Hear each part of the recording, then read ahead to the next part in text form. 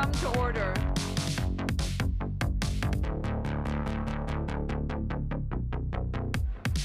Please find your seats and settle down.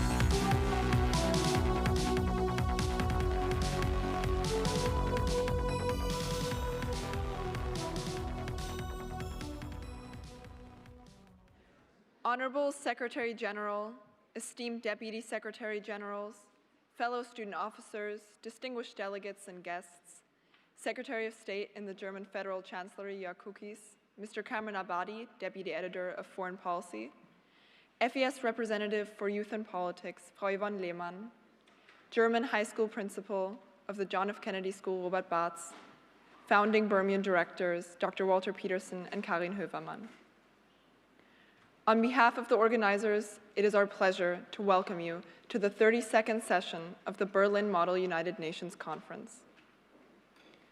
We convene here today at the Friedrich-Ebert-Stiftung with many of the student officers, delegates, and admins from our 13 committees for the opening ceremony. In addition to those here in the BERMUN General Assembly in House 1, we warmly welcome the participants of the Special Assembly over in House 2, including our HRC participants joining us online. Our Youth Assembly participants who are in their very own opening ceremony in the Estonian Embassy, and our guests viewing digitally over the live stream. While some of us may be joining this ceremony from different places all over the world, we are in session today as a single plenary. We are grateful to the Friedrich-Ebert-Stiftung for hosting BERMUN for the past 23 years and enabling us to televise the proceedings. My name is Ophelia Reuter, and I have the honor of serving as President of the General Assembly. Seated to my left is Solomon Iro, our Secretary General. Across the street in House 2 sit Maya Hauf and Moana Kamara, this year's Deputy Secretary Generals. This year, we once again had the pleasure of cooperating with Frau Yvonne Lehmann. Frau Lehmann works for the Friedrich-Ebert-Stiftung, where she focuses on youth and politics. Throughout the past few months, she has supported the BERMUN program to ensure the success of the opening ceremony and welcoming us all here today in the FES. Whether she is traveling to the John F. Kennedy School to discuss the opening proceedings or assisting us in organizing our ceremony in this very room, she has been an invaluable help to us. Frau Lehmann, on behalf of the Secretariat, thank you for all of your support. The floor is now yours.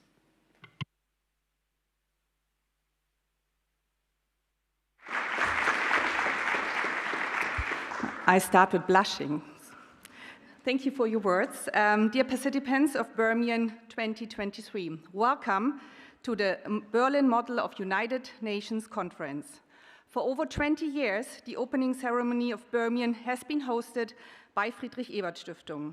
At the FES, we feel very proud to associate this event, and we are happy to help convene so many young people coming from various countries who are interested in the structure and politics of the United Nations. We are happy to welcome you here in Berlin. Let me introduce you to Friedrich-Ebert-Stiftung. It is the oldest political foundation in Germany with a rich tradition of social democracy dating back to its foundation in 1925. So you see, within 2 years, we're going to celebrate our 100th birthday. The foundation owes its formation and its mission to the political legacy of its namesake Friedrich Ebert, the first democratically elected German president. The work of FES focuses on the core ideas and values of social democracy: freedom, justice, and solidarity.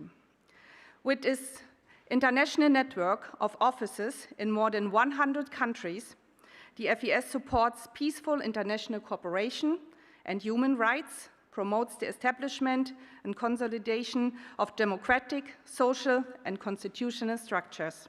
And it's a pioneer for free trade unions and strong civil society. As a fundamental condition of sustainable development, the promotion of gender equality is a central part of the FES work on its national and international levels.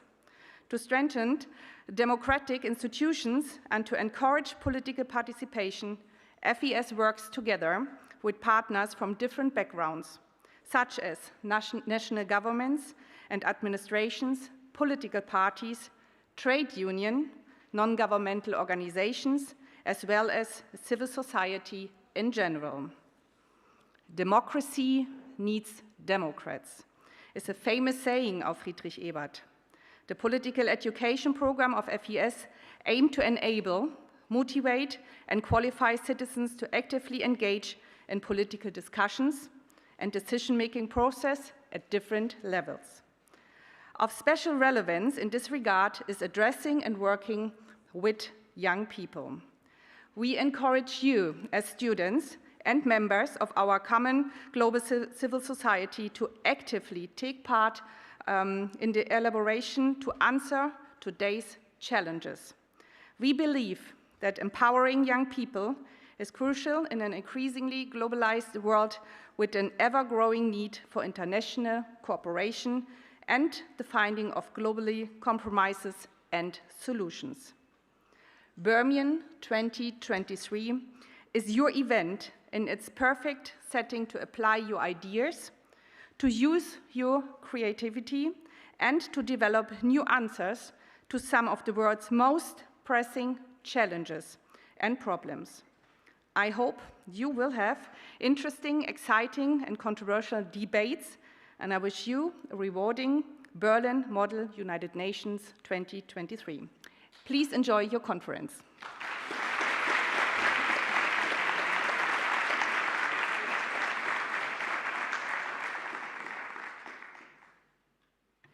Thank you, Frau Lehmann, for your warm welcome and remarks on the important work of the FAS surrounding democracy and youth in politics. We thank you for your speech and your support in hosting us here at the FAS. The Friedrich Ebert Stiftung's generosity and hospitality in hosting our opening ceremony is greatly appreciated. Frau Lehmann, please accept this token of our appreciation.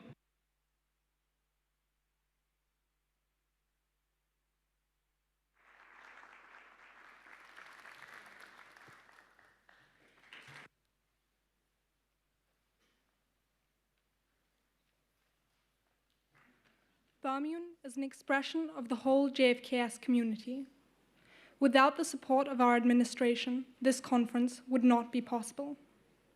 Joining us today is the Managing Director and German High School Principal of the John F. Kennedy School, Robert Bartz. Since joining JFKS in 2022, he has showed great interest in the program at our school. Herr Bartz, the floor is now yours.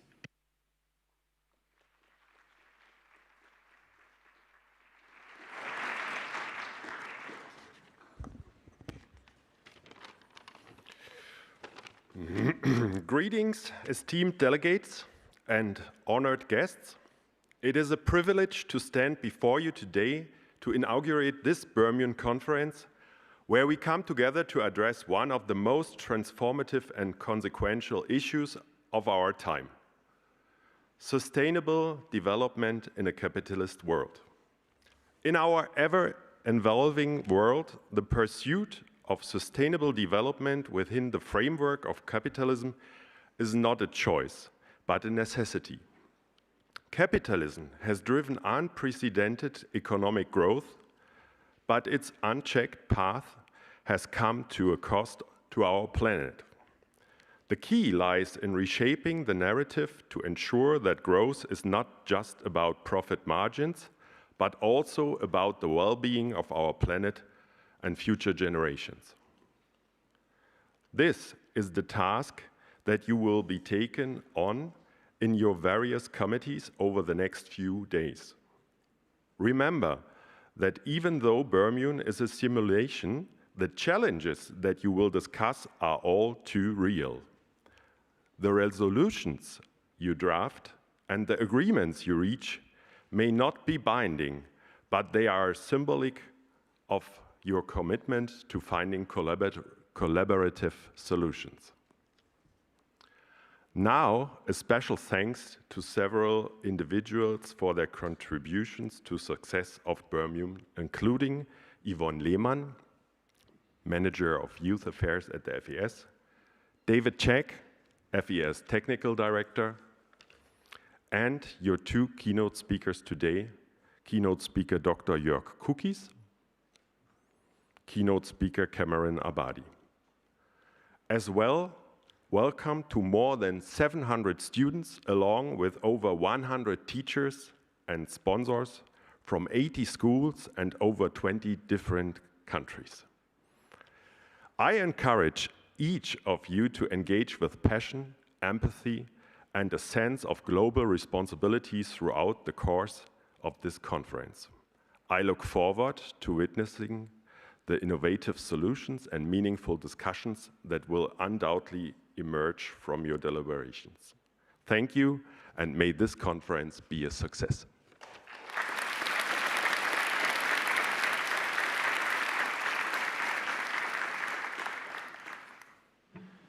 Thank you very much, Herr Barth, for your welcoming remarks and the contributions of the John F. Kennedy School. Please accept this token of our gratitude from the admin team.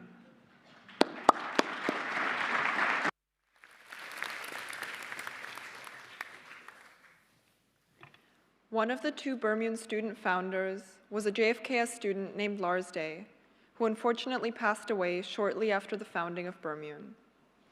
In honor of Lars Day and his commitment to MUN, BERMUN's keynote speakers are called Lars Day Lecturers. This year, we have the pleasure of welcoming the Secretary of State in the German Federal Chancellery, Jörg Kukis. After he speaks, we will take questions from House 1 and House 2. Dr. Kukis assumed his position in the Federal German Chancellery in December of 2021, working in the Department of Economic, Financial, and Climate Policy. He is also actively part of the German delegation representing the Federation at the international G7 and G20 summits. Thank you for being with us, Dr. Kukis. You now have the floor.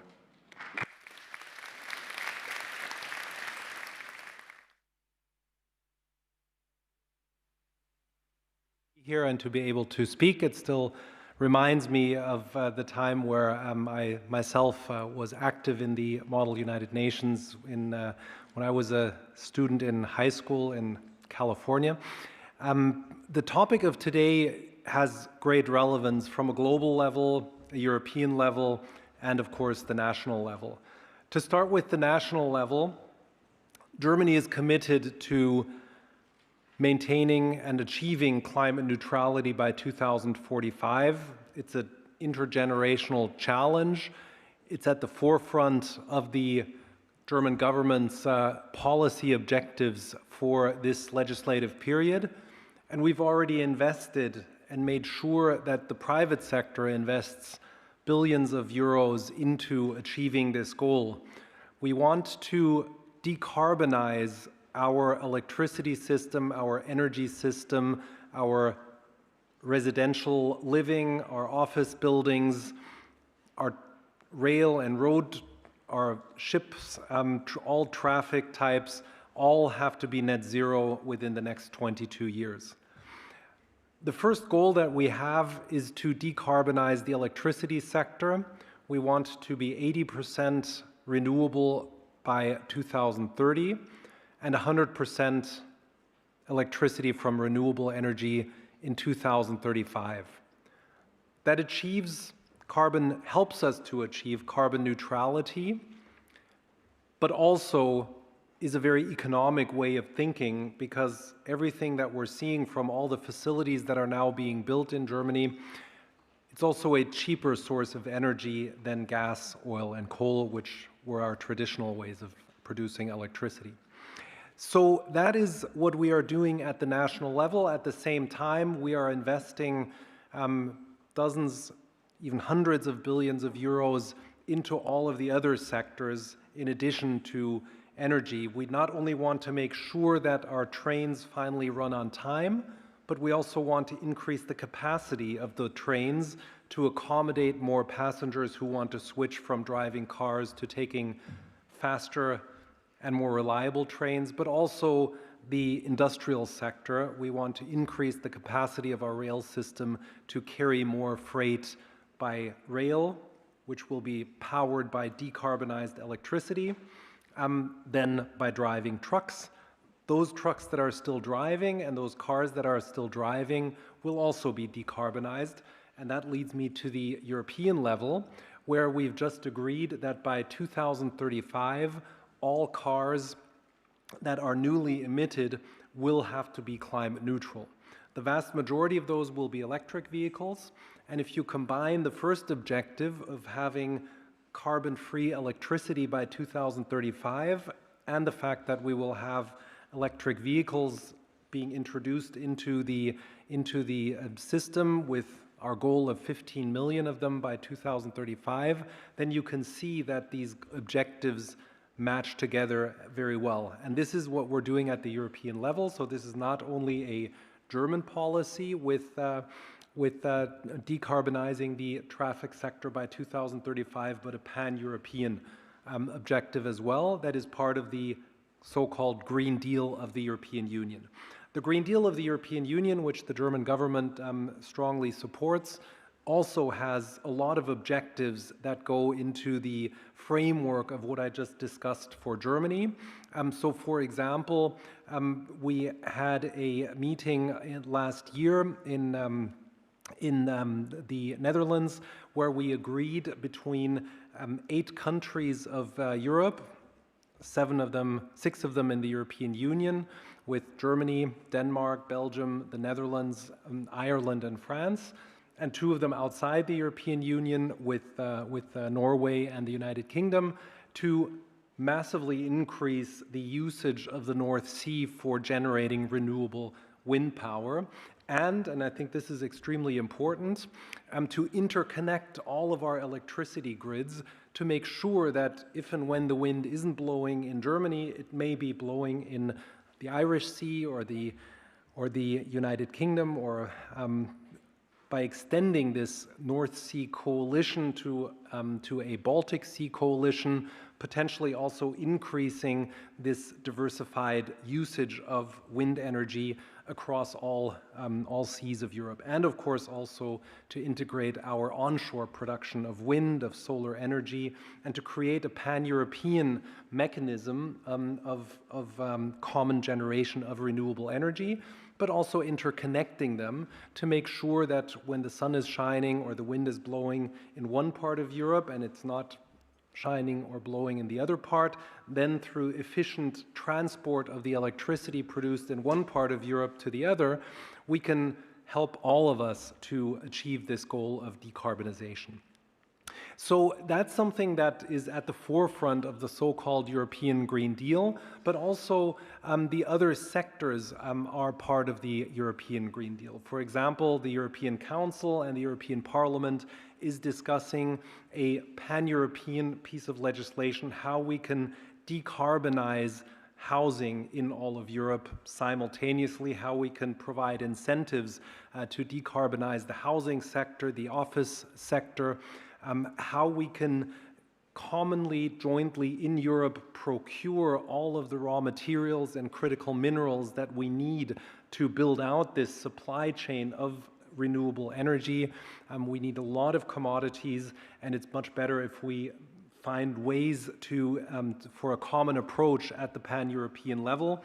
And that is extremely important because, of course, many of the countries who produce those raw materials and critical minerals are extremely important for us. For example, you need all sorts of raw materials and critical minerals to produce the magnets in the wind turbine that translate wind into electricity that make the lights shine here.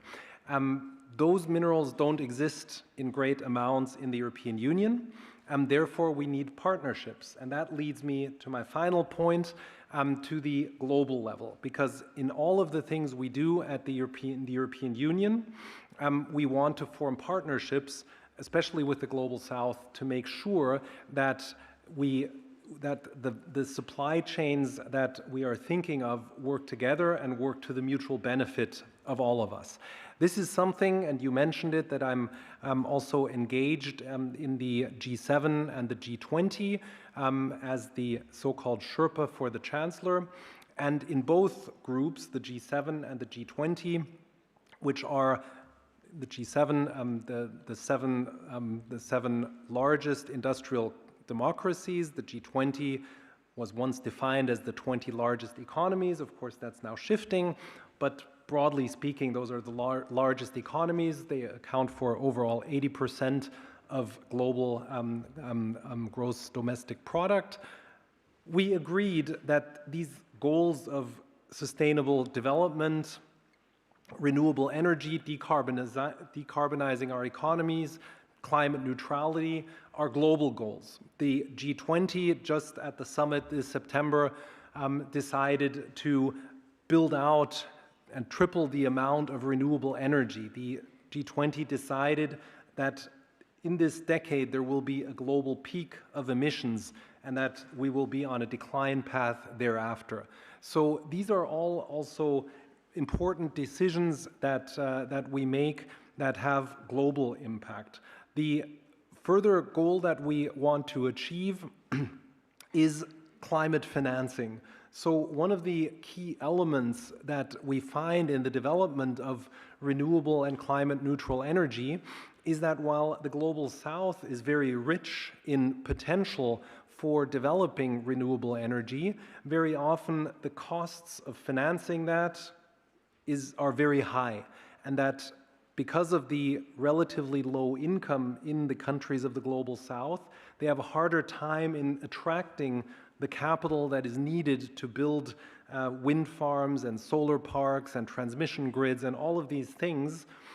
So in that sense, it's important that in our economic cooperation, we also have targets and clear objectives and reserve the funding and financing for achieving this common global goal of climate neutrality that is so important and a vital point of the Paris Agreement, which has as its main objective to limit the amount of global warming. Just as an example, Germany alone is estimated to spend around 600 billion euros from now until 2030 to achieve this goal of climate neutrality in the energy sector alone. So that gives you an idea of what amounts of money are necessary to mobilize there. And it's very important that we not only spend these 600 billion for our own decarbonization, because one of the very trivial sounding but very fundamental principles is, of course, that climate neutrality and sustainable development are so-called global goods, i.e. the climate doesn't care whether a ton of carbon is emitted in China, in South Africa, in Germany, or elsewhere. It's all the same because it all affects our climate in the same way. So in that sense, we all have a mutual interest in supporting each other in this route. That's why it's very important that both the G7 and the G20 agreed that we have a commitment of the so-called industrialized nations to supply $100 billion per year of climate financing to those countries of the Global South that need it most. One of the instruments to achieve that is national targets, and I'm proud to report that Germany has now fulfilled its target of climate financing, contribution to international climate financing with 6.3 billion that we're planning to spend for next year. That means that we can do very, very big projects. To give you a few examples, we formed what's called a Just Energy Transition Partnership with South Africa and Senegal, and are now negotiating the same thing with India, with Indonesia, with Vietnam, where we provide funding and financing. In South Africa, $8.3 billion between the United States, Great Britain, Germany, other countries, to allow South Africa to decarbonize its economy and to move from the high-emitting and highly polluting fossil fuels that it produces and consumes to investing into renewable energy. And of course also strengthening the supply chain and using this as a way of producing economic wealth and jobs and qualifications. So this is something where the words are carefully chosen, so the fact that it's a just energy transition partnership means that social justice is also a very important element, because of course that's what we are seeing, every country is seeing, that is moving away from fossil fuels into renewable energy. It requires adjustment processes. It requires finding a solution for those people who are employed, for example, in the coal mining sector, in the transport of coal. What is going to happen with their jobs? What is going to happen with their qualification? And for the social acceptance of these policies, it's extremely important to find socially viable and balanced solutions to this, and that's where these projects are going in many of these countries. So that's something that is extremely important for us as a contribution, and I would say that is an important aspect that really shows you that the global perspective on this issue of sustainable development is highly relevant. But we also are thinking in a partnership way at the European level, as well as at the national level. With that, I will conclude my remarks, and I'm looking forward to questions. Thank you.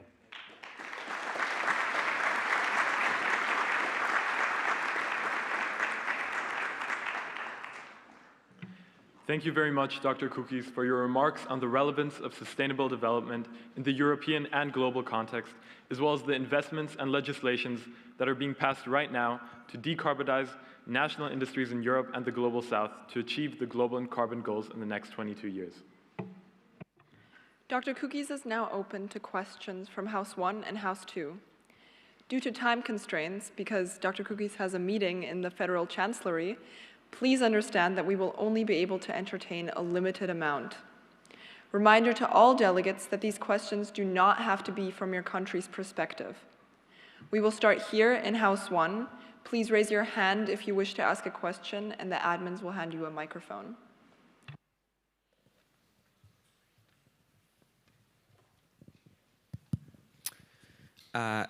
With the corona pandemic slowing down progress within this field and our goals for sustainable development, do you think it's still feasible to reach the goals that Germany and the EU has set out to reach by 2030? Or do you think we should be looking to postpone or delay the process by a bit to make it more realistic? Because when I look at the data right now, it seems that while heading in the right direction, we are not on track to reach our goals by 2030. We are trying to do everything that we can, and I'll give you a few numbers that show that we are actually on track, and that our response to the very legitimate question and challenge that we get a lot is to push the accelerator even more. So for us, every time we hear that the goals are unrealistic, we think about what are additional incentives to reach these decarbonization goals. I'll give you an example.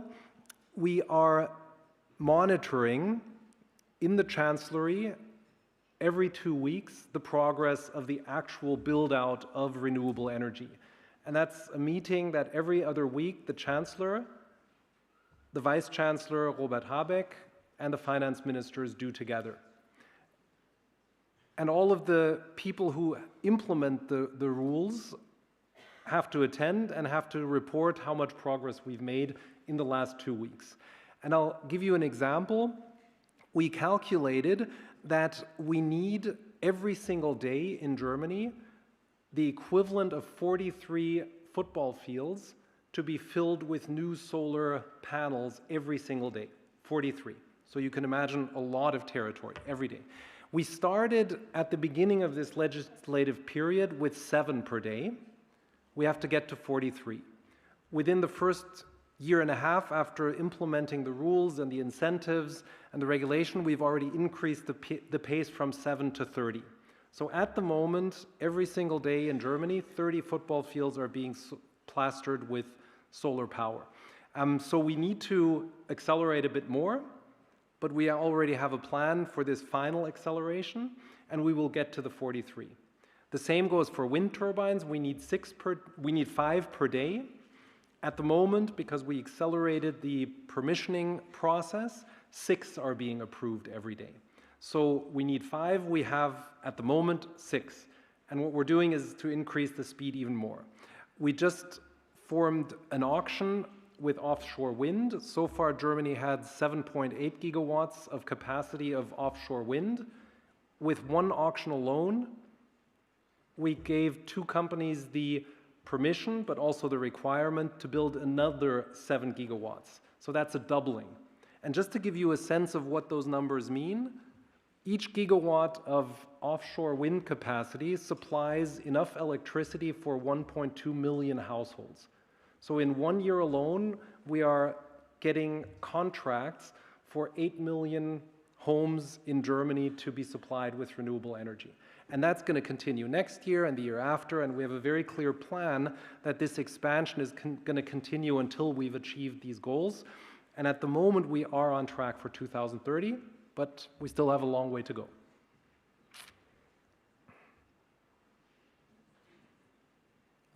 Perhaps to shift slightly from a global project to maybe a slightly more personal question, if it's appropriate, may I ask, in your personal life, have you taken any particular actions in pursuit of decarbonization?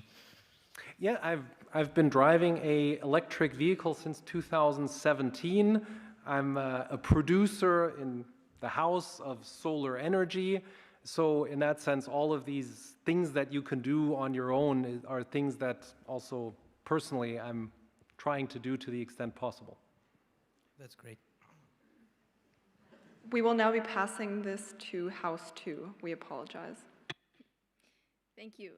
Anyone in House 2 wishing to raise a question, please raise your hand now, and the admin will come to you. Yes. No, I will.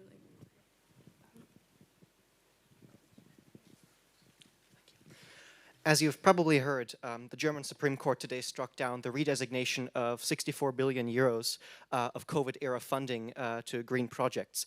Given that this acts as a significant impedance to short to medium-term policy objectives in terms of sustainable development, how do you believe that sustainable development has to adapt to institutional resistance from democratic mixed economies? Thank you, and that's precisely with the topic with which I spent almost all of my morning until I came here. So we just had a first analysis of the ruling of the German Constitutional Court, which we, of course, respect and will implement. We are firmly of the view that this ruling will not detract us from our climate objectives, which, by the way, the Constitutional Court in Germany also ruled that we have to make sure that by 2045 we achieve climate neutrality. So while we are at the moment in the very intense deliberation around understanding the ins and outs of 62 pages of intense legal text, we've announced, and the Chancellor and the Vice Chancellor and the Finance Minister were just in front of the press before I came here, that we will, of course, adapt to this ruling, and we will withdraw the 60 billion of debt capacity that the Constitutional Court is asking of us, but it will not distract us from our goals of climate neutrality. The interesting part for you to understand also is the vast majority of all of these projects of renewable energy are being done with very little or even no support by the German government. For example, the offshore wind auction that I told you about, these 7 gigawatts of capacity being built into the North Sea, enough for 8.4 million households. The companies that are doing this are actually paying us for the right to produce this wind energy, right? So it's not always a given that the government has to completely finance all of these activities. A lot of them are being done by private companies as long as the rules and the regulations are clear and understandable and they know how to commercialize these activities for many decades. And that's a framework that we've already given, so that a lot of these activities are actually being done by the private sector. Unfortunately, due to time constraints, we can only entertain one question from House 2. Thank you. I have 5 more minutes if it's helped. In that case, we can take one more question. Just give me a mic.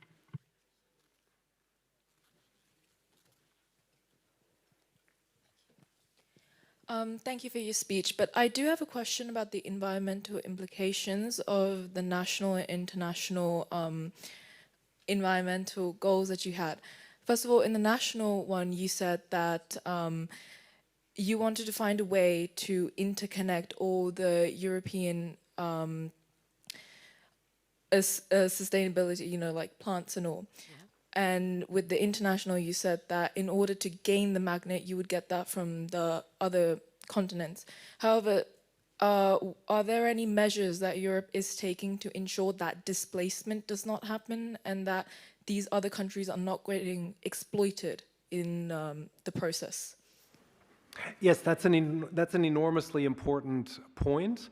I'll give you an example again. One of the things that we decided both at the G7 and the G20 is that if and when natural resources are being extracted in the global south, we want to make sure that those raw materials aren't immediately exported in their raw form to the countries of consumption, but we want to help the countries where the natural resources reside to build factories and processing of those critical raw materials that will allow them to advance in the supply chain, i.e., as an example, countries that have lithium as a natural resources.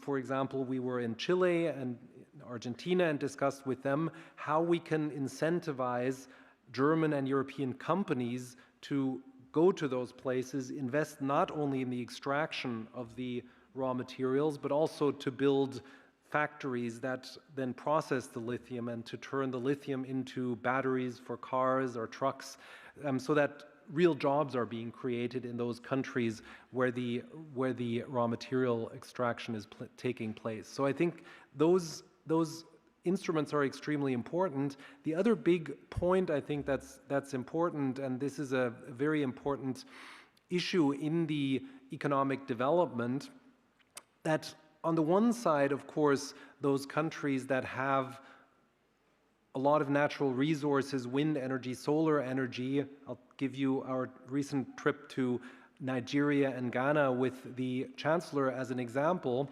We are discussing about partnerships that, yes, will allow Nigeria and Ghana to export some of the products of the renewable energy build-out that they are doing to countries of consumption like Germany, but also use that investment to supply their own population with electricity. I mean, it's still a fact that in Africa, nearly 50% of citizens do not have access to electricity. So what we want to make sure is that whenever we do a partnership with a country in Africa to build out renewable energy, to either export electricity or hydrogen as a product of the renewable energy, we also make sure that the grids are used to supply the own population with electricity to incentivize economic growth in those countries. Secretary Kukis, thank you once again for addressing our plenary today and answering our questions, and for taking the time to speak at our conference despite having to run around between appointments. Please accept this token of our appreciation. Many thanks. Thank you. Oh, wow.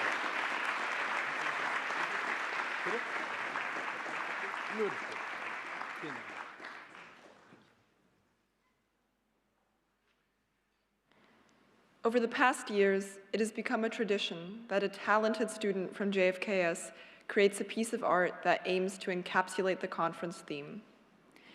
This year, Milena Reed painted a picture showing the growth of a sustainable future amidst capitalism. Depicted in the art are two hands, one of a farmer and one of a businessman holding a sapling. The plant grows on a city and shows roots with different currencies. Planting the sapling represents striving for a sustainable future. It begs the question of if sustainability can be achieved with capitalism. You can see the art on the banner behind the dais, in the conference program, and on the BERMUN website. We appreciate and thank Milena Reed for her truly excellent work.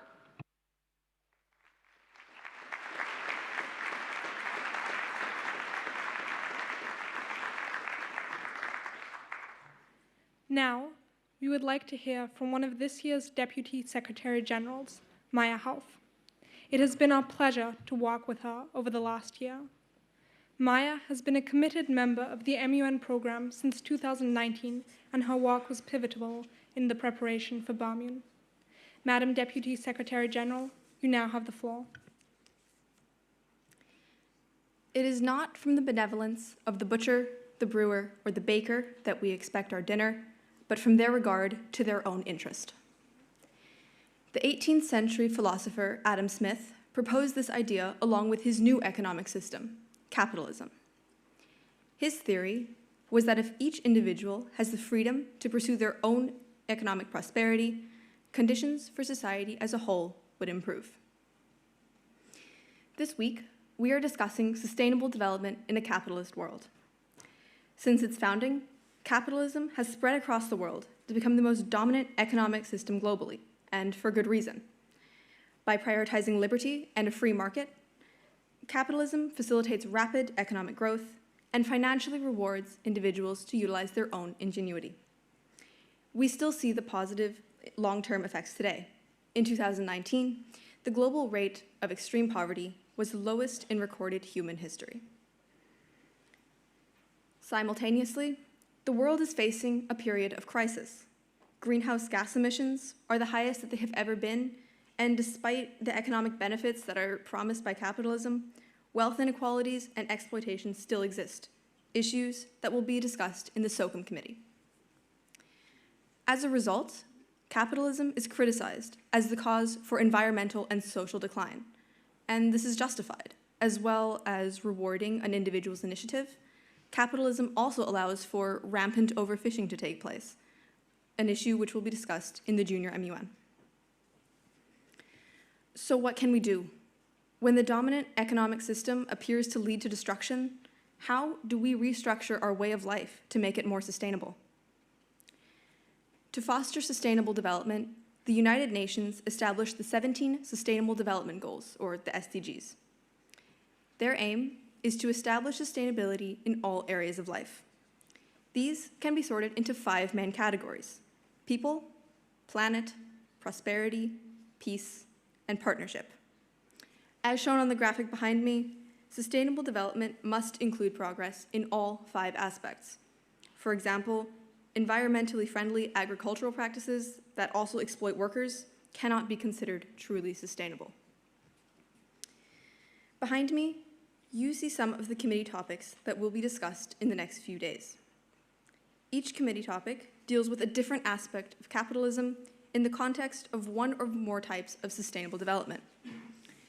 For instance, the issues of improving development aid in the ECOSOC, foreign economic involvement in the Sahel region, in the SC, or the issues discussed in the International Courts of Justice, all focus on the peace and partnership aspects of sustainable development. At its core, capitalism is not set up to be destructive.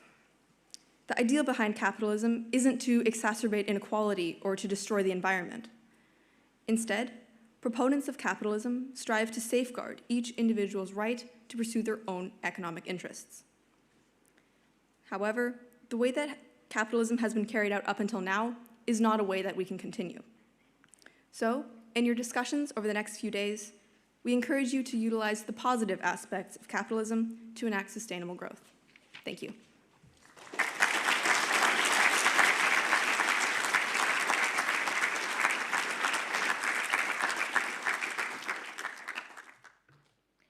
Thank you, Maya, for your thoughtful introduction to the conference theme and committee topics, as well as for your remarks on the origins of and nature of capitalism. Next, we have the pleasure of welcoming Mr. Kamran Abadi as the keynote speaker. After his speech, we will again be taking questions from both houses over the BERMUN platform. Mr. Abadi is the deputy editor at the political journal Foreign Policy and co-host of FP's Ones and Twos podcast. Foreign Policy is the award-winning bi-monthly magazine of global politics, economics, and ideas. Today, he will speak on the efficacy of democracy in stopping climate change, which is also the topic of a book he's writing, scheduled to be published next year. Thank you very much for your time, Mr. Abadi. You now have the floor.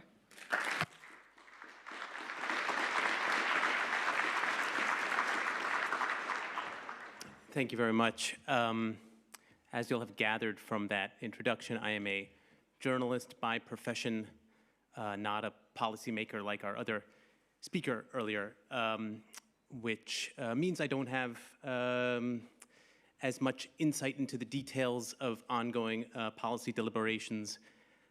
But I do have the luxury of being able to step back from the policymaking process and ask questions that sometimes policymakers themselves can't ask, at least not in public. So as you heard today, I'd like to ask whether the subject of today, of the conference you all will be having in the days ahead, which is about sustainable development, I'd like to at least raise the question of whether sustainable development is possible at all under our current system of politics, under our current democratic system of politics, or frankly, any alternative that is on offer. Of course, first I want to thank the Friedrich Ebert Stiftung for hosting us all today, the JFK School for organizing this event. I have a son in the 2nd grade at JFK. He doesn't yet know what the United Nations is, much less model UN, but you know, I hope he has the opportunity to participate in such an event as he gets older. And of course, thank you also to your cookies for his speech, although I understand he had to depart to spend time with Chancellor Olaf Scholz. Actually, I wanted to begin by mentioning Olaf Scholz himself, specifically. One of the few displays of public emotion that Olaf Scholz has shown as Chancellor, it happened to come in 2022 in the context of an annual conference that was organized by Germany's Catholic Church. Scholz was speaking when he was interrupted by 2 people from the audience. These were climate activists. They began shouting over him from the crowd. You know, it's the sort of confrontation that is not uncommon in democracies. Leaders tend to kind of deflate these kinds of confrontations with a joke, but Scholz, he wasn't ready to move on at that moment. He instead compared the climate activists to the Nazi street fighters and armed militias who intimidated political opponents during their rise and after their seizure of power. In the context of German political culture, obviously, criticism does not really get more inflammatory than that. But what was motivating Scholz's anger is that these particular activists weren't the only climate protesters he'd been forced to confront since becoming chancellor. Climate protests are now a very regular occurrence across Germany, disrupting not only political events, but also the daily life of many citizens. The frequency of protests, specifically illegal protests of all kinds in Berlin in 2022, led to discussions about whether the local police department and court system in Berlin and elsewhere even had sufficient resources to process the surge of activity. And, you know, this is true not only in Germany, but elsewhere in Europe and increasingly in the United States. So Scholz's outburst was a symbol, a fitting one, I think, of the state of climate change politics in Germany and beyond. Increasingly, climate change is placing pressure on the boundaries of democratic politics as we know it. One side in Western societies, our political actors in our established democracies, sees progress on global warming.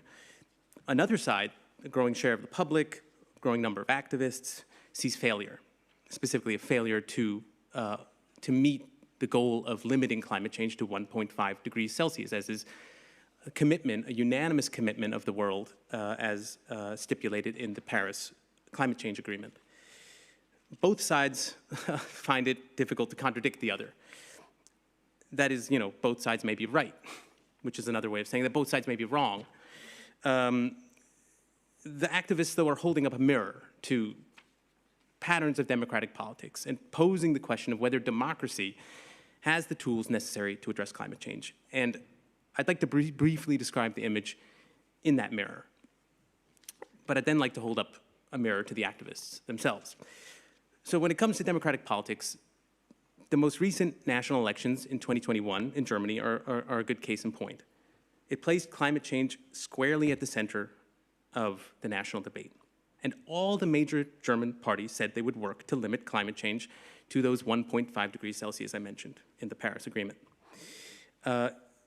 And then it turns out the Green Party, which had the most ambitious climate policies of all, earned 15%, which is a record for the Green Party, and it managed to join the national government. So far, so good. But it turned out a few of the policy specifics that the Green Party had found their way into the governing agenda for the next 4 years. The Greens said a higher carbon price was necessary, no mention of a carbon price increase in the coalition agreement. The Greens said domestic excavation of coal had to end by 2030. That was non-negotiable. The government failed to make a firm commitment to that. The Greens claimed the country would need to invest an extra 50 billion euros per year in renewable energy infrastructure. The new government vowed instead to maintain a balanced budget, and we just heard about the Supreme Court ruling that even prevents the additional spending that the government was hoping to make. And this was all before the war in Ukraine that made fossil fuels, both at home and abroad, a priority to invest in. So representatives from the German government say that the policies they came up with are the result of necessary compromises demanded by the democratic process. It's fair to wonder, though, whether that's just another way of restating the problem. According to the climate science, the timelines to limit warming are objective. The timelines to limit global warming are objective measures defined by the boundary of catastrophic climatic tipping points. So an average increase of more than 1.5 degrees could set up a feedback loop, which could be catastrophic, leading to higher ocean temperatures, accelerated melting of glaciers, higher ocean levels, and so on. So the underlying dilemma is that democracy works by incremental progress, while the process of climate change, with its many unpredictable tipping points, is precisely the type of problem that seems not to allow for it. So the tensions between existing methods of democracy and the problem posed by climate change are especially evident in international politics. The world's efforts to negotiate a response to climate change have repeatedly stalled or proved ineffective or fragile.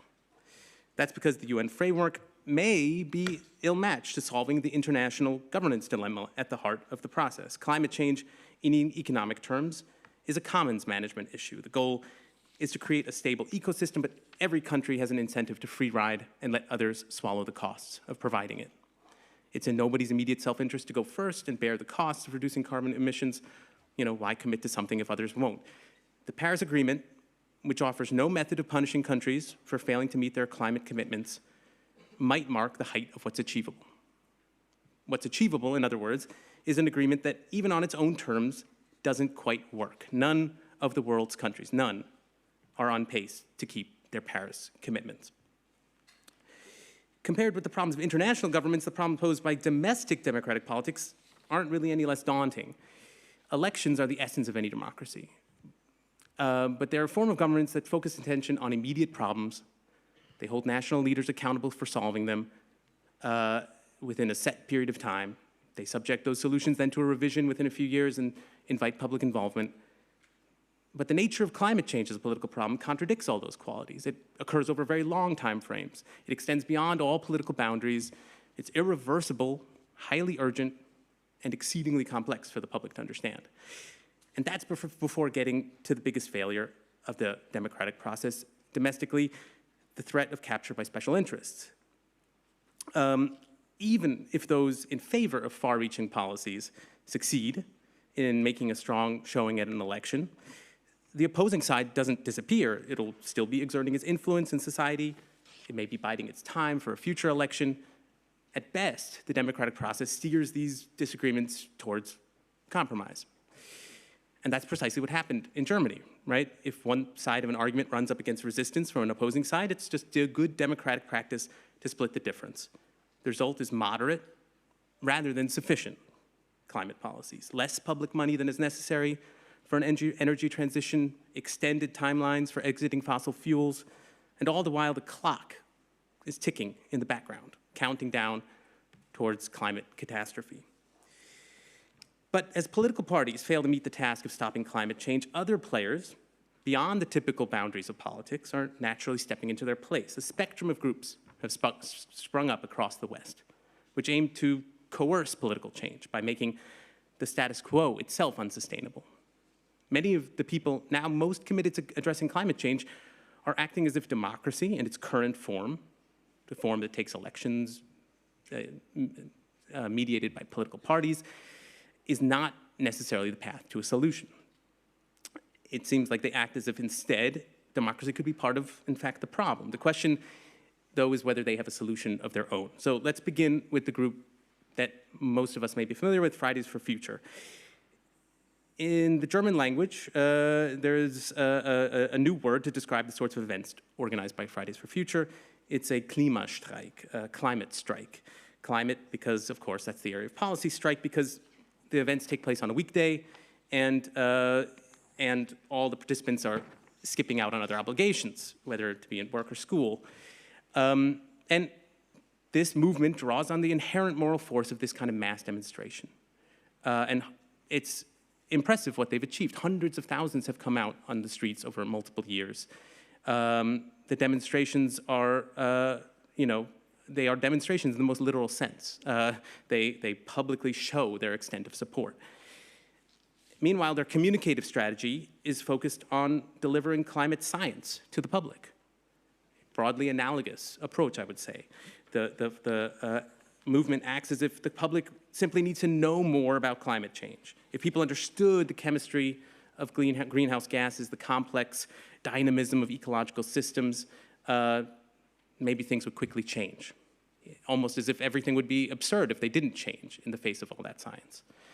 Again, the idea here is that the presence of facts or the presence of people on the streets is capable of achieving political change. And it can't be denied, Fridays for Future has helped change the discourse around climate change in Germany. Again, I mentioned all the parties support the 1.5 degree limit in the Paris Agreement. But it's also become clear that this belief and the persuasive power of knowledge has really only had a tenuous relationship to politics as practiced in the form of elections and parliamentary negotiation. Ultimate legitimacy of politics in Western democracies resides on having some clear relationship to the personal interests of the voting public.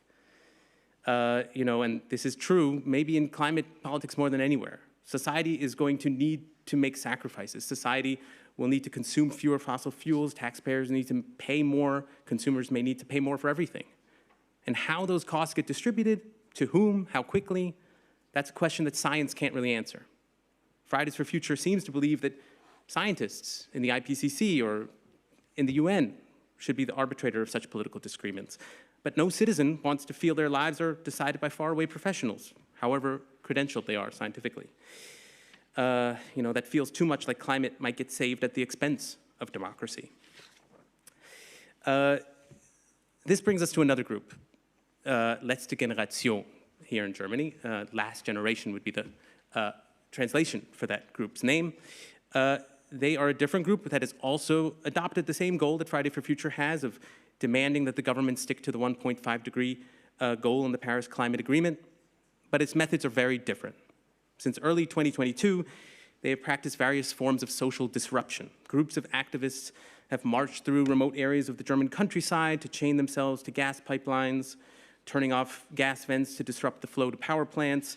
They've used balloons to prevent the departure of planes at airports in Munich and Berlin. They've used boats to stall the construction of new infrastructure of liquefied natural gas. Most prominently, they have organized street blockades, deployed multiple weeks at a time around the country, accompanied each time by hundreds of arrests. It's really quite a sight to attend such a street blockade. Maybe some of you have seen them, maybe some of you participated in them. People march out into the street, oftentimes on highways, and sit down on the highway and prevent traffic from passing. The protests are designed to create distress. The many videos that circulate on social media afterwards show the protesters suffering verbal, physical attacks, and that counts as a type of success from the movement's perspective. But how do these efforts align with their political goals? Clearly, they've rejected the idea of demonstrations in the sense of Fridays for Future. They're not hoping the size of their protests will have symbolic power over the government. They're not trying to persuade the government of the rightness of their views. They're not really expecting to persuade at all. that implies a more conciliatory process than they envision. The premise is instead that policymakers will be convinced to meet Germany's climate goals when they believe they have no other choice. The activists' self-appointed task is to enforce this dilemma upon the policymakers, which is commensurate from their view, understandably, with the urgency of the climate crisis. The problem is the activists may be making political progress even less likely than it otherwise would be. The most obvious flaw of the street blockades is the mismatch between their ostensible target, the government, and those affected, namely the drivers stuck in traffic. The anger is palpable. It is unambiguously directed at the activists. It's expressed often in hateful form. The theory was that by creating chaos, the activists could create a situation that would compel politicians to respond. They were broadly correct in that assessment, but they underestimated how politicians could exploit the spectacle itself in precisely the opposite way than intended. Politicians from across the political spectrum have criticized Letzte Generation in unreserved terms. Even the current head of the Green Party has said the group has strayed far beyond democratic politics. Far from being intimidated by these activists, politicians are using their protests as an opportunity to turn the public against climate change policies that are ambitious of any kind. So I realize this isn't a hopeful picture. Some part of me wonders whether the only realistic climate policy is perhaps then to accept some degree of failure. Maybe it's to focus more on adaptation when we accept that climate change may not be preventable. I'm not sure. I suppose that's what conferences like this are for. But what I value, is precisely this kind of debate. So I'll stop here and be glad to take any questions that you might have.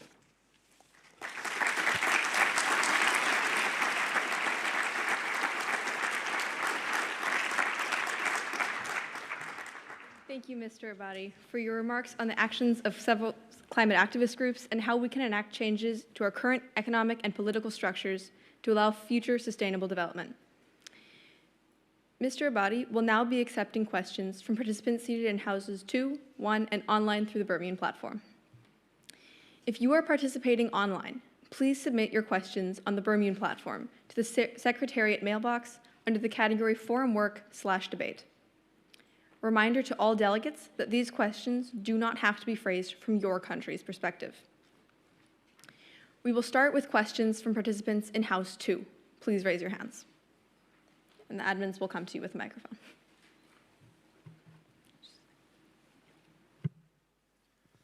Hi, thank you. So I wanted to ask, so you're a journalist, correct, Yes. right? So it's a rather simple question, but I think also important.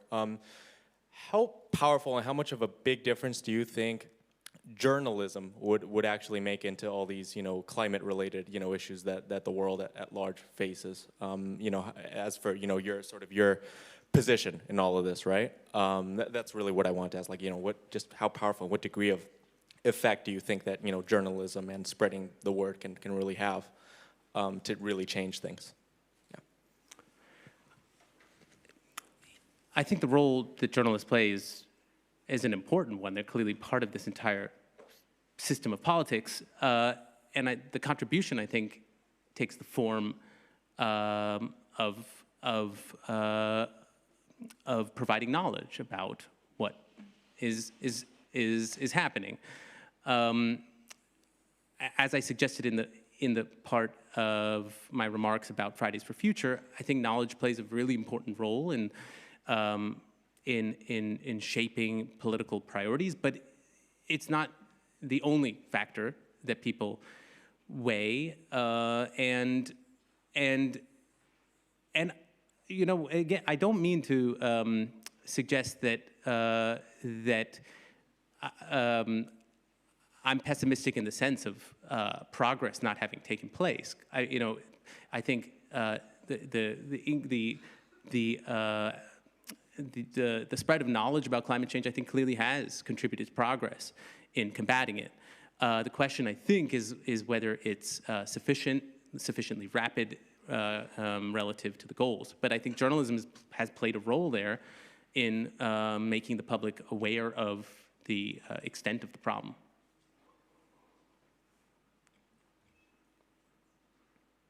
Is there a second question currently in the House? Otherwise, will the admin please take a microphone to one of the people over here?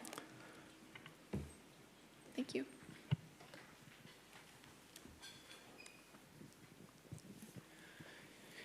With nuclear power plants shutting down, as well as coal power plants seemingly reopening in Germany and Russian oil and gas imports stopping due to the war in Ukraine being major setbacks, do you personally think that maybe the German government switched their approach to climate change with meeting their promises on decarbonization and climate change, stopping climate change?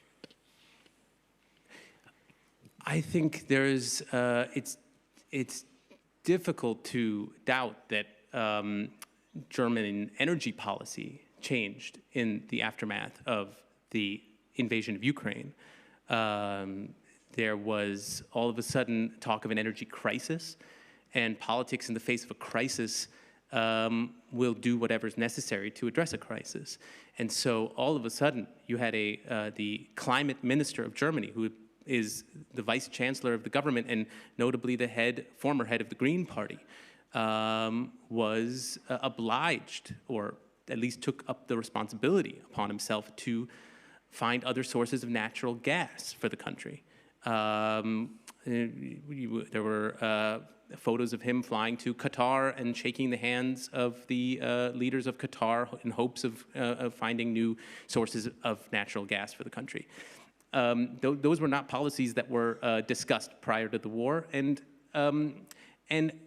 again, this is natural for politics to respond this way. When there is a crisis, it's precisely then that a government will do whatever is necessary, and it's fair to then accuse the government of hypocrisy. But hypocrisy, again, is sort of endemic to democracy. Every government in the world is hypocritical to some extent.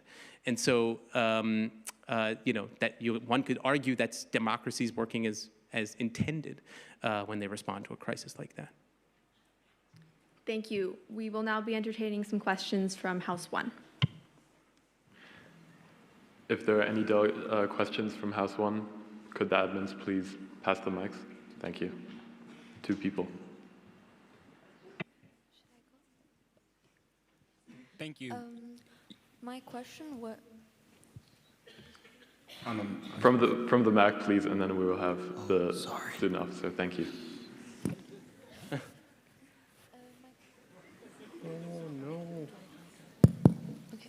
My question was that what are your personal opinions on these protests? Do you think the politicians really care about them? Like, your personal views?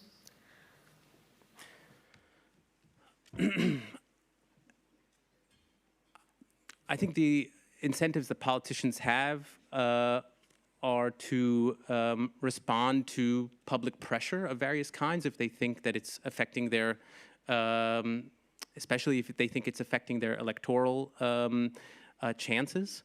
And to that extent, I think the Fridays for Future movements really did have a clear effect on German politics. That the sheer demonstration that that so many people cared about climate change forced politicians to put it on the agenda. But when the policy was weighed against other policy priorities, it became a question of how important it was, and that was something that the demonstrations couldn't really prove.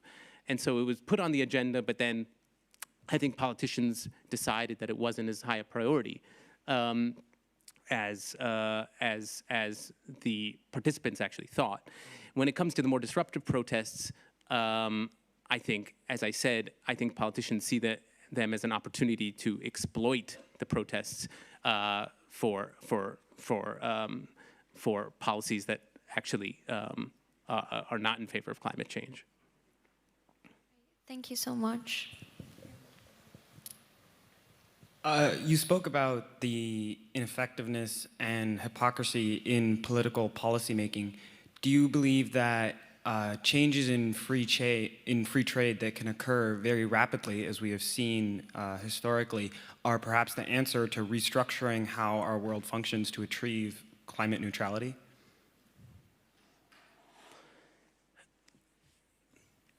I think changes in economic shifts can happen very rapidly. I mean, that is certainly proven by history. And the tricky thing, I think, is that when those rapid shifts happen, it's often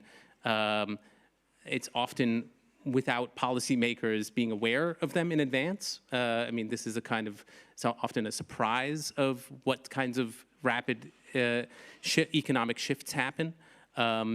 Sometimes policymakers think that they can shape economic events more than they think. But in any case, when it comes to actually shaping economic events and in terms of investments, that's where I think policymakers feel more constrained. You know, that becomes constrained by democratic politics. But if there's ways of, I think it is easier to feel more hopeful about policies that precisely don't require sacrifice. I mean, that is an easier democratic sell when you're not asking anyone to give up something. If you can find free trade agreements or other economic policies that are not taking anything away from anyone or don't give anyone the feeling that something's being taken away, but only something is being, you know, some new incentives being given, that's, I think, a more promising policy in a democratic sense, because it's an easier sell to the public to tell them this is a gain without any analogous loss. We will take one more question from House 1 before going back to House 2. Admin, please pass the mic.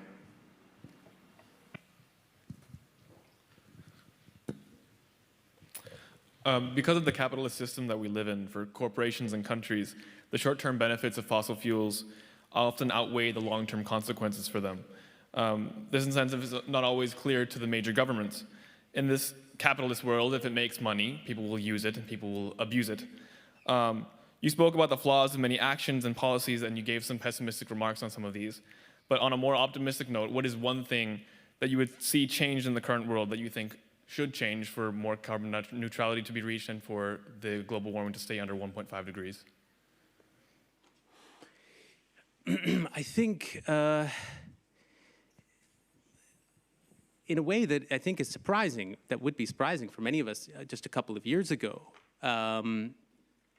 it's, I think, a hopeful development that the United States has taken climate policy seriously, that it has put serious money into investing in renewable energy, and to some extent, to that extent, really taken a leadership role in the world. This is still the world's largest economy, and to the extent that they have that they are not forfeiting this policy entirely, as was the case in the United States just a few years ago, I think is a very hopeful development. And similarly, I think the diplomacy, the bilateral diplomacy between the United States and China, the two leading economies of the world, is, I think, a really hopeful sign. I think it will be ultimately domestic political calculations in these large economies that will really decide a lot of how the course of climate policy changes or how it develops from here. I think, as I said, internationally, the international agreements don't have the accountability mechanisms that can really force governments to do anything. So it will be a matter of domestic political calculation for large countries. And I think there are some hopeful signs, certainly in the US and seemingly also with China. Thank you. We will be entertaining one last question in House 2 for Mr. Abadi. Participants, please raise your hands if you have any questions. The admins will bring the mics.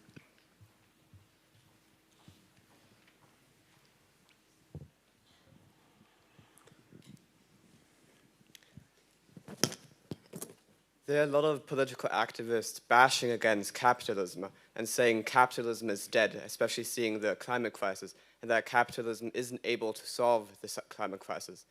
Are there any economic systems able to replace capitalism, especially seeing that many socialist countries were way worse environmental protection regulations, for example? I'm not sure I have any ideas for a system that can replace capitalism.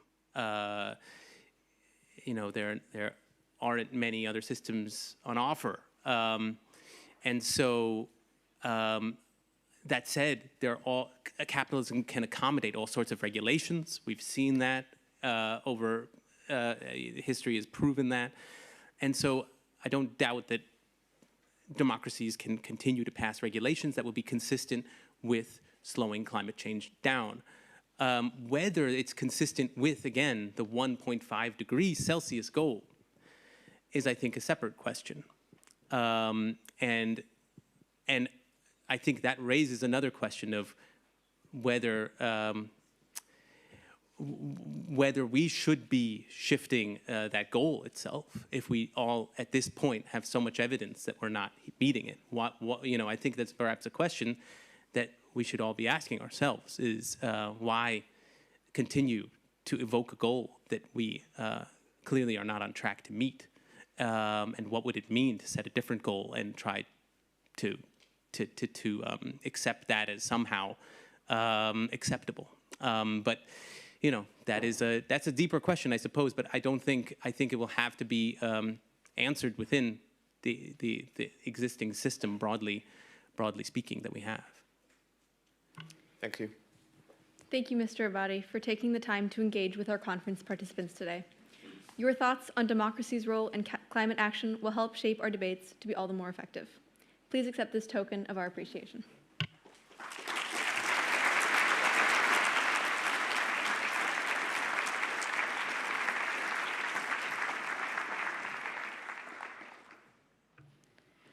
Every year, the BERMUN press team prepares a video to celebrate the opening of the conference. This year, the video team has focused on the conference theme, Sustainable Development in a Capitalist World. Please direct your attention to the screens.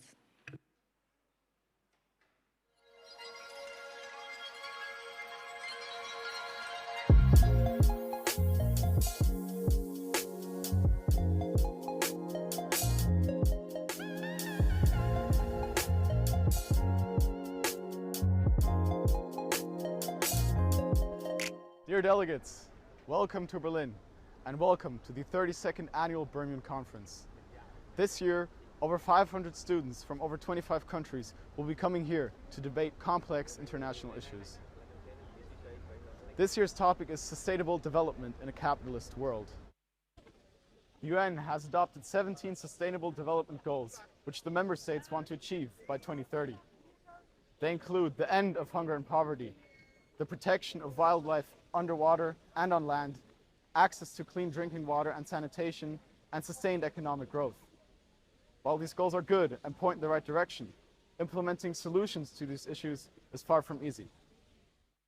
For example, many countries are reducing the use of fossil fuels in an attempt to reduce their carbon emissions, while other countries continue to build new coal-fired power plants. Other countries face difficult decisions regarding the use of oil and gas, which is no longer being imported from Russia. As a consequence, debates about nuclear energy and fracking have erupted once again. As always, the John F. Kennedy School here in Berlin will be hosting this conference. Let's head there and ask the Secretariat why they decided on this topic. The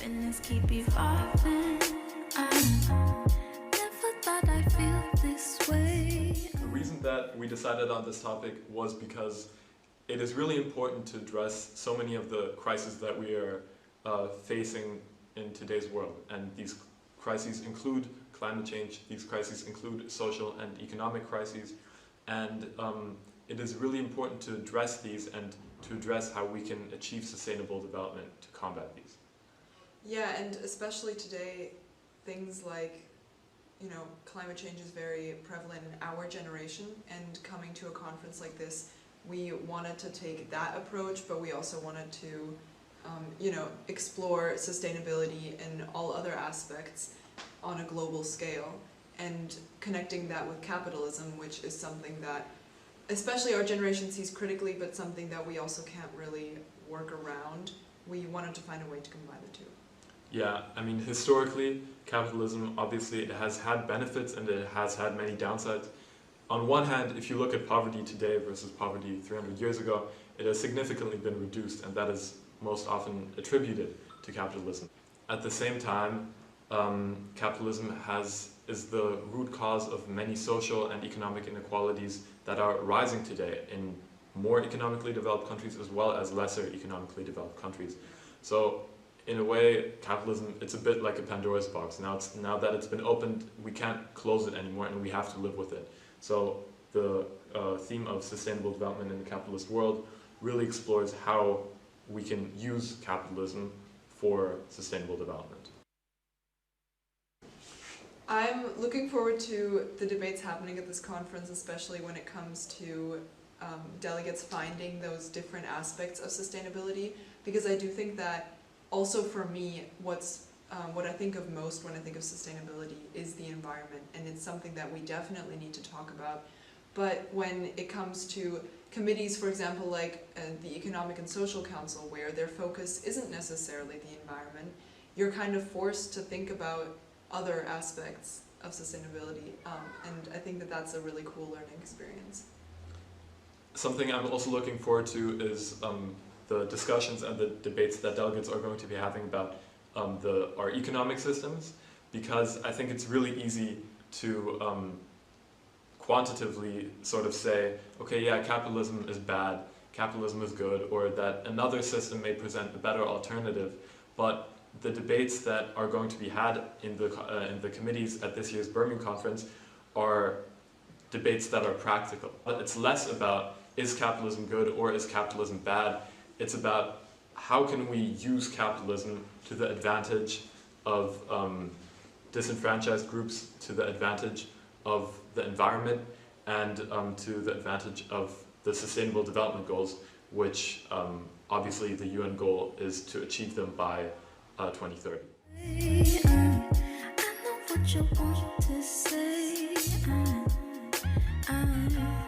Living in the moment, got to keep it flowing. I know what you want to say.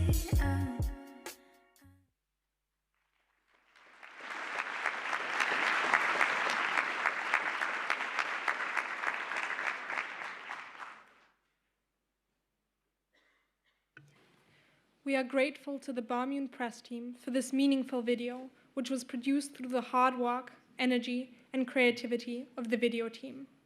We are also thankful to the entire press team, led by Robert Fabig, who will be reporting on the conference work and committee topics. At this point, let us take a moment to appreciate the entire press team for their hard work during the conference to keep us up to date on the proceedings.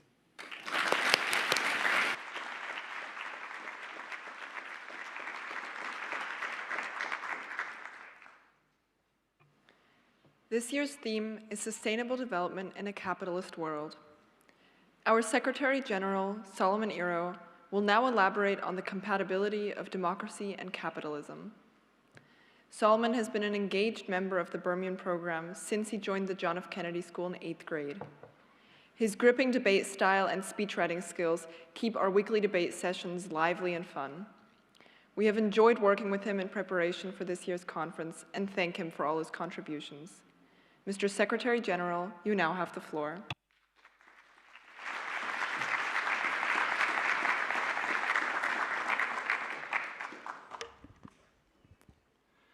Capitalist democracy is only a spasmodic, exceptional state of things, impossible as the normal form of society. And yet, the past 150 years of human history have been defined by simultaneous democratic and economic growth that many, including Marx, attribute to capitalist democracy. Historically, capitalism and democracy have supported each other. As the two graphs show, while capitalism grows exponentially, the number of democracies, represented by the right arrow, is rising. They are, as author and economist Martin Wolf describes, complementary opposites that, if left unchecked, can be mutually destructive. When speaking on democratic capitalism, it is necessary to consider that not all UN member states are democratic. However, any type of functional capitalism requires a rule of law. Martin Wolf outlines that the economic systems of autocratic countries are endangered, seeing as autocracies ignore legal frameworks in favor of state or personal interest. This effectively destroys the freedom of the market. In autocratic system, neither the security of the contract nor the freedom of the consumer is guaranteed.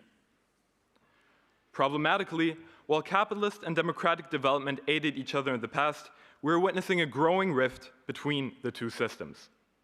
Additionally, we have seen a simultaneous production of carbon. While demographics are shifting, the total carbon production of the human race has been exponentially growing for the past decades. Let us explore the crisis of capitalism as well as the 4 steps that must be taken by governments to address it: tackling financialization, improving public-private partnerships, building popular sovereignty, as well as active citizen participation. The United Nations does not set out to advance a specific model of government. However, its democratic principles are laid down in the UN Charter, which begins with such words as "we the peoples," representative bodies like the GA, and the Universal Declaration of Human Rights. At this year's BERMUN, our goal, whether it is to achieve social, humanitarian, or economic sustainability, must be grounded in the stability of political systems that work to benefit the global community.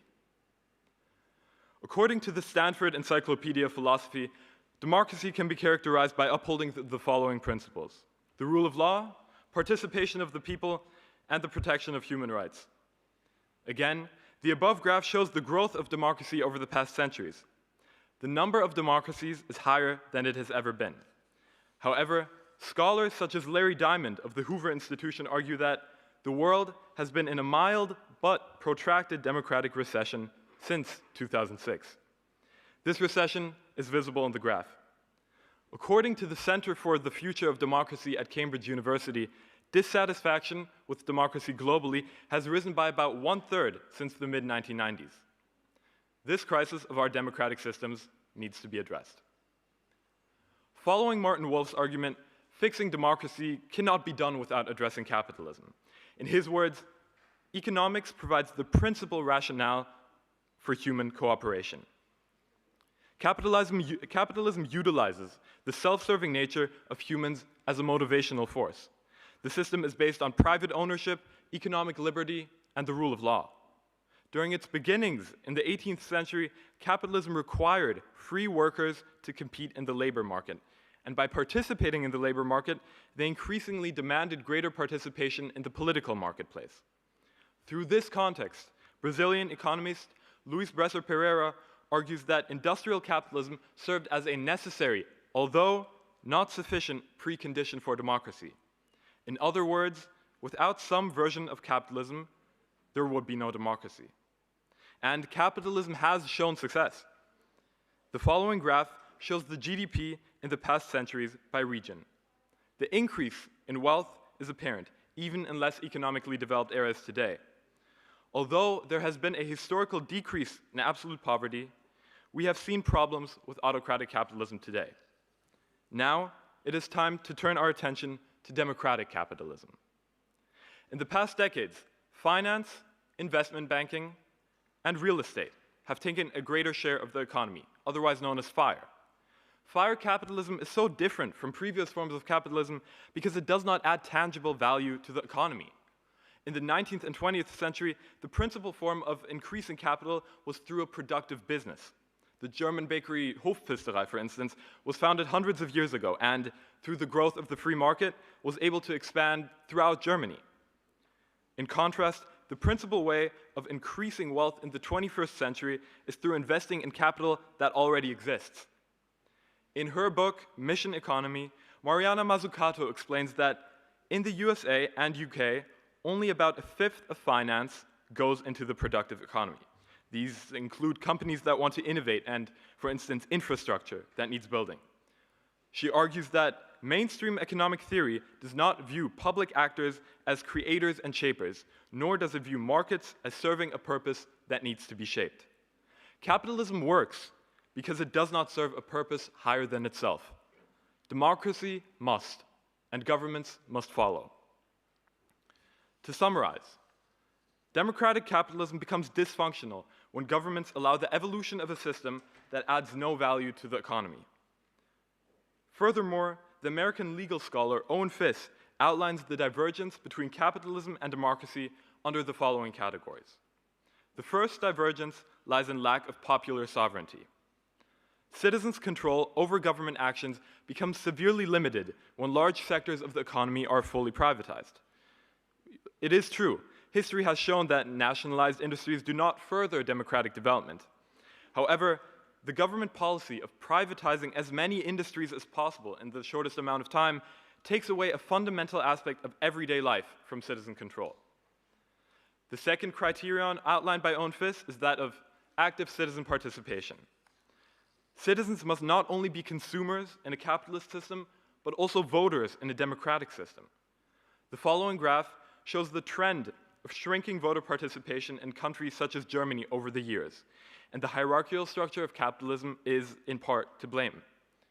Workers' lives are not defined by the compromise and majority decision-making, but by top-down decisions and the legal subordination to their employers. Attempts for worker management, for instance in the United States, are met with strong pushback from CEOs and board directors. On one hand, this kind of subordination has always been a staple of capitalism. On the other hand, the growth of inequality within firms and companies over the past decades has been exponential. To quote Mariana Mazzucato, in the UK's 1980s, typical CEO pay was 20 times higher than that of the average worker. By 2016, the average CEO's pay was 129 times greater than that of the average employee. This second graph shows a correlation between economic inequality and the recession in democratic participation, taken from the example of the 2016 US presidential election. As political scientist Carol Pateman argues, the absence of worker management and firms and companies impedes the development of skills required of active citizens. As the United Nations, it is our goal to achieve sustainability in a capitalist world. Any sustainable development must be grounded in the cooperation between our political and economic systems. The failures of autocratic capitalism are apparent today. Even so, capitalism in democracies also requires reform to survive. To establish a sustainable system of democratic capitalism, let us outline two approaches to address failing capitalist system, and let us as well as two to fix our democratic systems. Firstly, we need to douse the fire.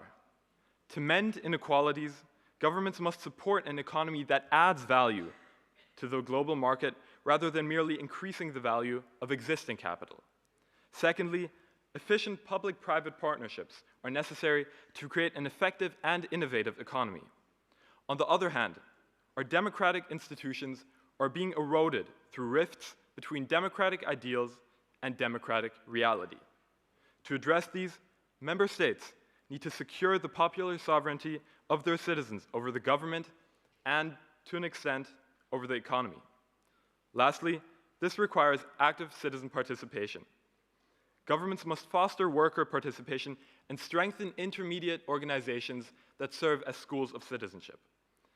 Taking these four approaches into consideration bears the opportunity for member states to innovate, to mend the rifts of democratic capitalism, and so to move forward on the road to sustainable development in a capitalist world. Thank you.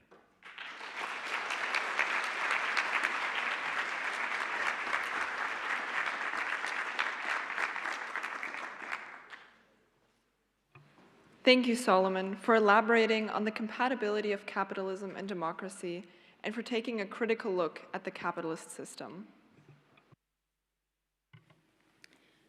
At this time, let us remember the UN Charter, which is committed to maintaining peace and security, developing friendly relations among the nations, achieving international cooperation in solving international problems, and being a center for harmonizing the actions of member states. These aims are all vital to realizing sustainable development globally. Therefore, let's keep the memory of 1945, of those who created the UN, they who labored to prevent the scourge of another global war, in mind while we simultaneously work to achieve a sustainable future in our 21st century. Building upon the principles of peace and sustainable development, we have the honor of introducing JFKS student Alessia Block, who will now be singing the Shaker folk song, "'Tis a Gift to Be Simple." Accompanying her on the violin is Zaya Bispolka, the president of the First International Court of Justice. Alessia, you now have the floor.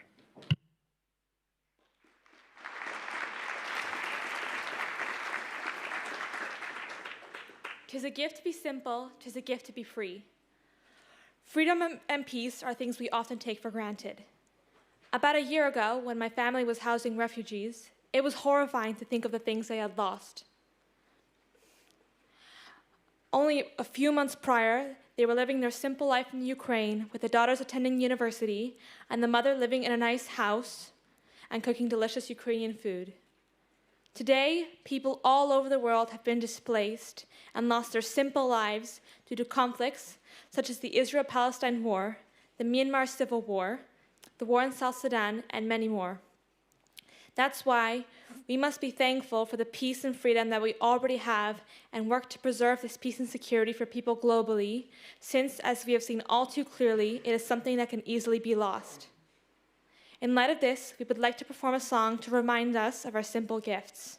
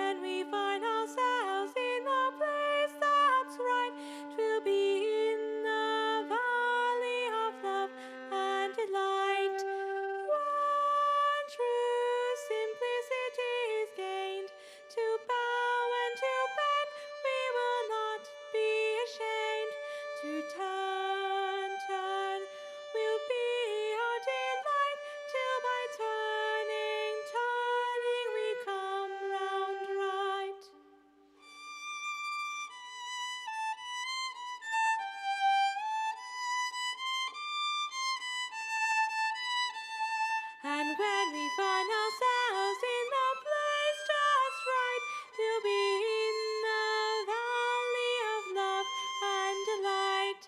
When true simplicity is gained, to bow and to bend, we will not be ashamed. To turn, turn, will be our delight, till by turning, turning, we come round right.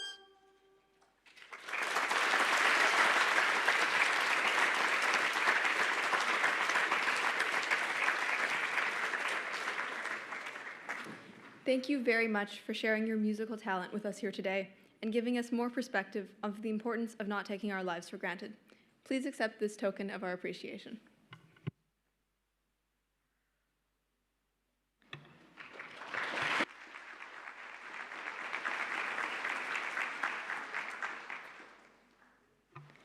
With this in mind, as we begin our conference work, on behalf of the entire student officer team and all others involved, it is now my distinct honor to declare the 32nd Annual Berlin Model United Nations Conference as officially opened.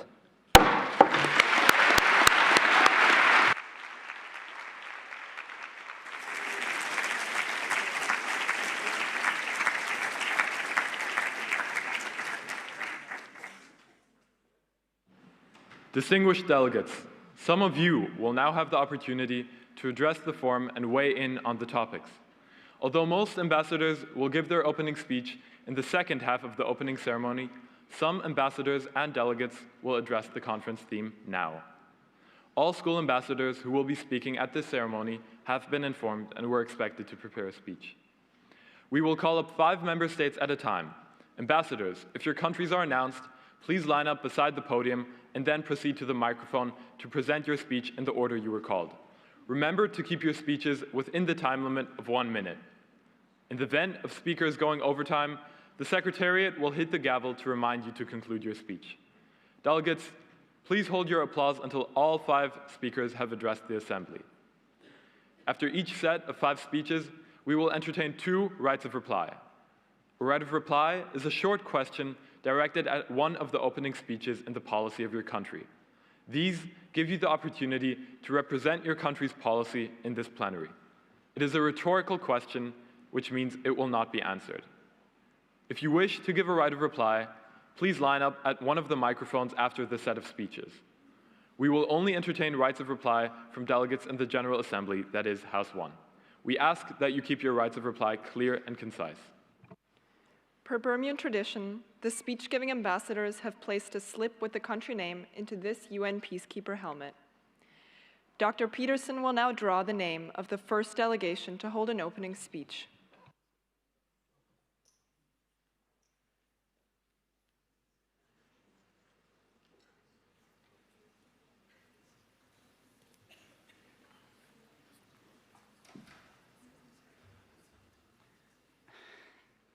I have the honor of announcing the DPR Korea will be the first speech.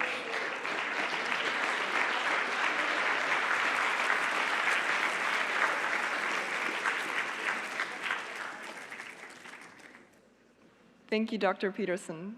This year, the first opening speech will be held by the DPR Korea. Please approach the podium. Following alphabetically, we will be hearing from the delegation of DR Congo, Ecuador, Egypt, and Estonia. Please approach the left side of the podium.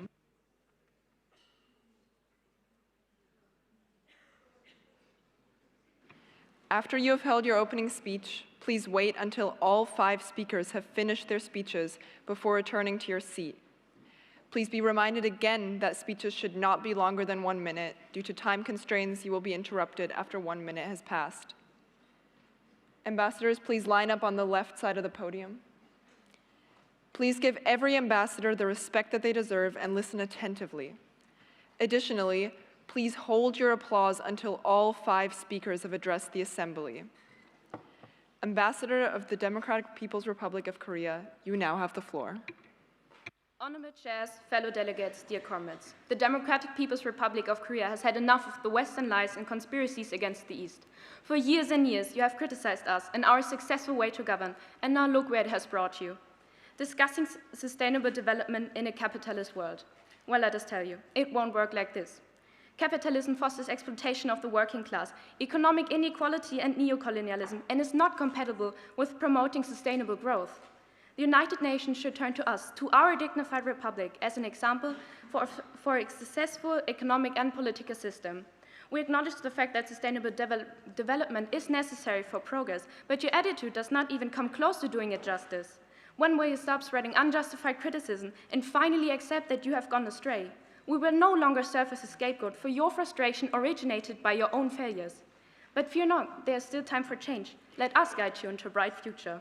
Long live General Kim Jong-un, the shining sun. Thank you. Delegates, please hold your applause. Thank you.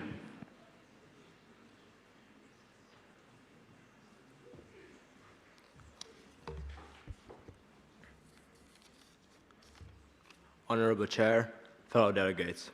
In Congo, every 60 seconds, a minute passes. Unfortunately, this popular statement, as true as many of the alarming predictions about the many crises humanity will face or is already trying to solve.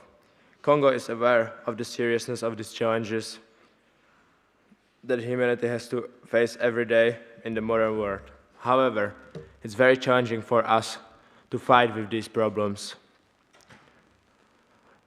when the people of the Democratic Congo are struggling every day to survive. In modern times, African regions are becoming increasingly slave of transnational corporations that exploit the poverty of our citizens, caused by the economic crisis for their own profit. We therefore call on all countries to approach this crisis with the solidarity and united. Otherwise, we will not achieve any results. Together, we can make the world a better place. Thank you. Delegates, please hold your applause.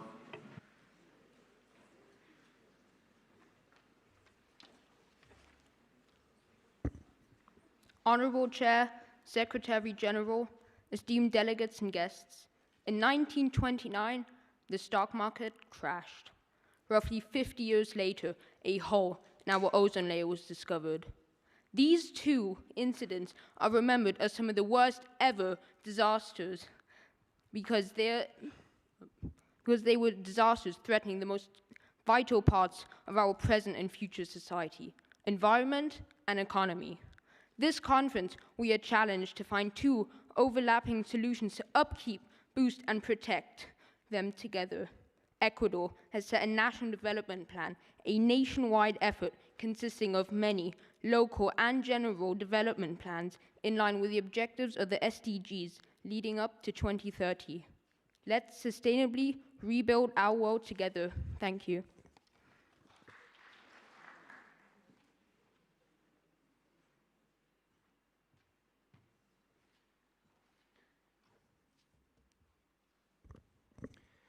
Most esteemed Presidency, honorable chairs, fellow delegates. For Egypt, a country significantly affected both by the environmental issues of the 21st century and by the problems related to economic instability, the idea of sustainable development is of utmost importance. However, it is equally crucial for Egypt that financial safety and development aren't compromised in the name of appearing more sustainable. The vision of a green and renewable future must rest upon the pillars of a robust and flourishing economy. Accordingly, the role of Egypt in this year's conference will be to act as a mediator between the frontrunners of sustainability and developing countries in need of economic resources. The delegation of Egypt is looking forward to successful cooperation with all honorable delegates. Thank you very much.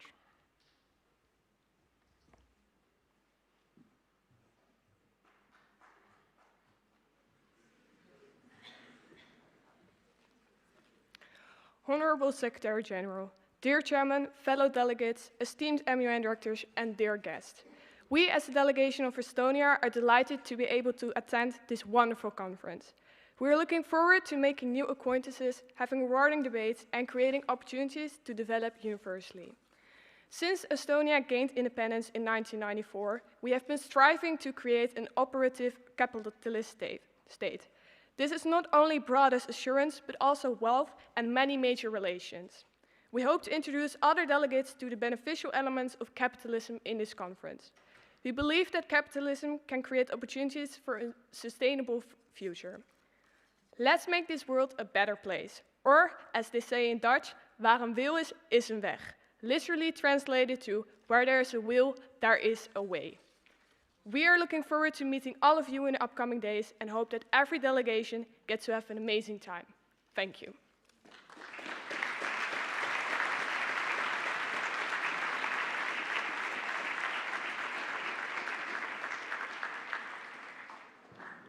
Thank you, ambassadors.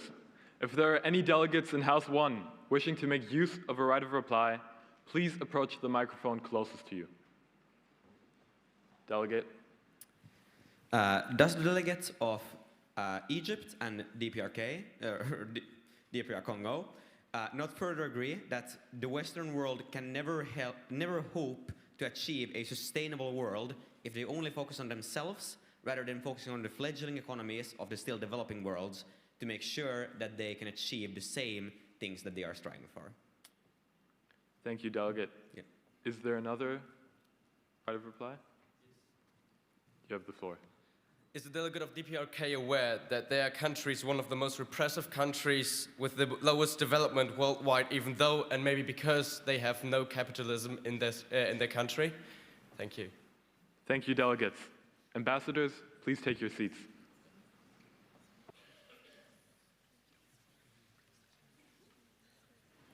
The commitment and dedication of our student officer team has been essential in making this conference a success.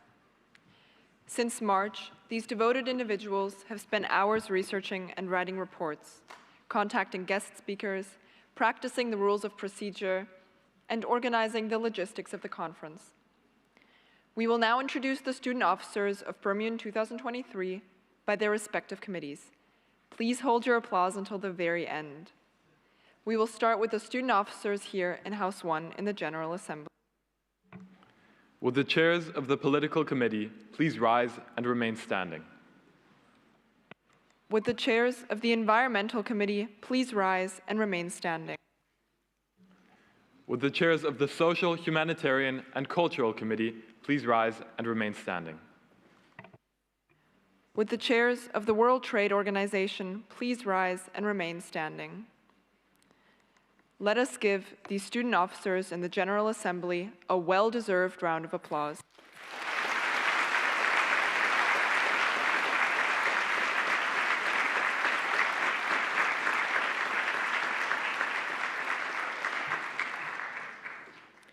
We would now like to introduce the student officers in the Special Assembly here in House 2. Would the presidents of the Economic and Social Council please rise and remain standing? Would the presidents of the Historical Security Council please rise and remain standing? Would the presidents of the Security Council please rise and remain standing? Would the presidents of the Special Conference please rise and remain standing? Would the presidents of the First International Court of Justice please rise and remain standing? Would the presidents of the Second International Court of Justice please rise and remain standing? Would the chairs of the Junior MUN Committee please rise and remain standing? Finally, would the chairs of the Human Rights Committee please rise and remain standing? Let us once again give these student officers in the Special Assembly a much-deserved round of applause.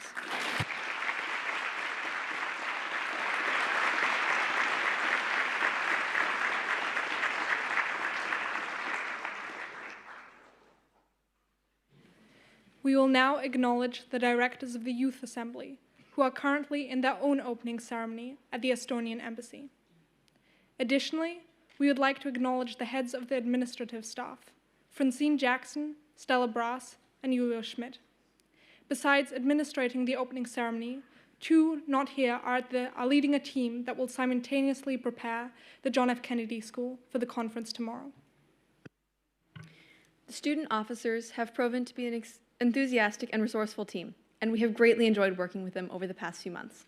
Let us now give a final big round of applause to all of our student officers.